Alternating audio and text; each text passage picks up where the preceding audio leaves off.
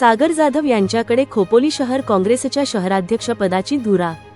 खोपोली शहरातील काँग्रेस पक्षाचे सक्रिय कार्यकर्ते सागर जाधव यांची भारतीय राष्ट्रीय काँग्रेसच्या खोपोली शहराध्यक्षपदी अधिकृत नियुक्ती करण्यात आली आहे।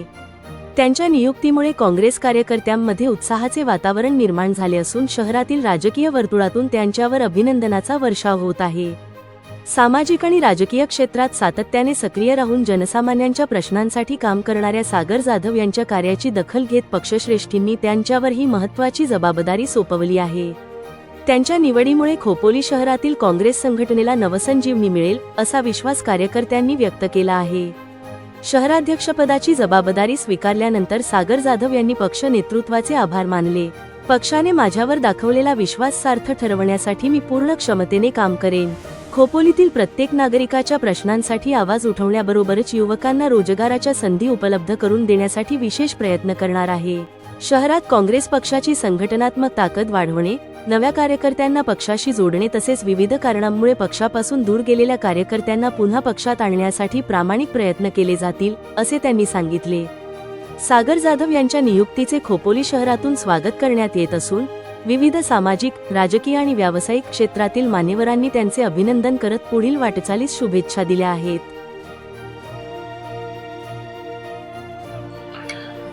सर्वप्रथम तुमचा धन्यवाद, आपण इथं आलात वेळ काढून। मी 5-6 वर्ष काँग्रेसच्या सरचिटणीसमध्ये काम केलं। मी 4 वर्ष सरचिटणीसमध्ये काम केलं, त्याच्या अगोदर 2 वर्ष मी प्रसिद्धी प्रमुख म्हणून काम केलं। ह्या 4-5 वर्षामध्ये काम करताना मला एवढा अनुभव आला की खोपोली शहरामध्ये काँग्रेसला मानणारा वर्ग भरपूर आहे, पण काँग्रेसच्या काही मध्ये झालेल्या आतमधल्या संघर्षामुळे थोडेसे काही लोकांचे मन दुखावले होते, म्हणून ते काही लोक बाहेर गेली। काही लोकांना व्यापारामुळे समोर त्यांना काँग्रेसमध्ये डायरेक्ट हे करता येत नाही, असे भरपूर समस्या मला समजून आल्या। ज्यावेळेस महाविकास आघाडी झाली खासदारकीसाठी, त्यावेळेस आम्ही प्रचारासाठी महाविकास आघाडीचा प्रचार केला। त्यावेळेस मला काँग्रेसने खूप मोठा पुढाकार घेतला आणि त्या प्रचारामध्ये आम्ही काँग्रेसला महाविकास आघाडी मार्फत घरोघरी पोहोचवली। काँग्रेसचे कार्यकर्ते कुठं आहेत, जुने कार्यकर्ते, नवीन कार्यकर्ते आपण कसे येतील, हा त्यावेळेपासून आम्ही सुरुवात केली होती। काँग्रेसला आम्ही प्रचारामध्ये घरोघरी पोहोचवली। तरुण वर्ग जो आहे, त्या तरुण वर्गाच्या समस्या काय आहेत त्या जाणून घेतल्या।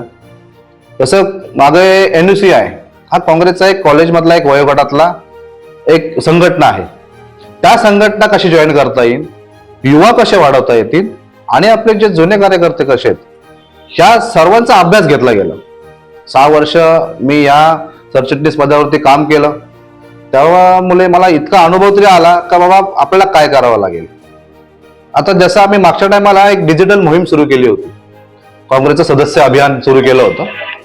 त्या अभियानात आम्ही काय केलं होतं, प्रत्येक वार्डात जाऊन, प्रत्येक एरियात जाऊन, प्रत्येक चौकात जाऊन आम्ही सदस्य अभियान नोंदणी हे सुरू केलं होतं। डिजिटल मध्ये एक आमचा ऍप आहे, त्या ऍपद्वारे सदस्यांना आम्ही, नवीन सदस्यांना पुन्हा काँग्रेसमध्ये जॉईन करत होतो, जुने सदस्य त्यांना आम्ही काँग्रेसमध्ये घेत होतो आणि सदस्य अभियान आम्ही सुरू केलं। काही लोकांचे प्रश्न आहेत, तुमचं पाण्याची समस्या असू द्या, हॉस्पिटलची समस्या असू द्या, बसची समस्या असू द्या किंवा शिक्षणाची समस्या असू द्या, या समस्या सोडवण्याचा प्रयत्न केला आणि ह्यातून लोक काँग्रेसपर्यंत कशी येतील आणि पुन्हा काँग्रेस कशी जोरावर येईल ह्याचा प्रयत्न आम्ही केला आणि ह्यापुढे मी तसं करणार आहे। जो मी आतापर्यंत केला तो मी ह्यापुढेही करणार आहे। कॉलेजमध्ये NUC संघटना उभी करणार आहे, युवांच्या मार्फत युवा काँग्रेस याला जोर देणार आहोत।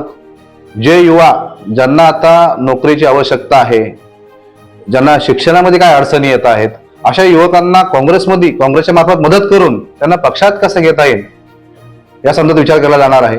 त्यानंतर जे जुने कार्यकर्ते आहेत त्यांच्यापर्यंत घरोघरी पोहोचून पुन्हा त्यांना काँग्रेसमध्ये सक्रिय कसं करता येईल हा विचार केला जाणार आहे।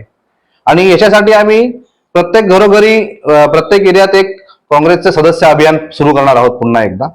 तसंच SRI, आता ही एक SRI मोहीम आली सुरू झालेली, त्या SRI मोहिमांतर्गत आम्ही आमचे BLA तयार केलेले आहेत, BLA 2 म्हणून। तर त्या मार्फत आम्ही प्रत्येकांच्या वोटिंग लिस्ट SRI ची जी बनते त्यासाठी आम्ही प्रत्येकाच्या घरोघरी जाणार आहोत, त्या मार्फत सुद्धा आम्ही काँग्रेसचा प्रचार करण्याचा प्रयत्न करू।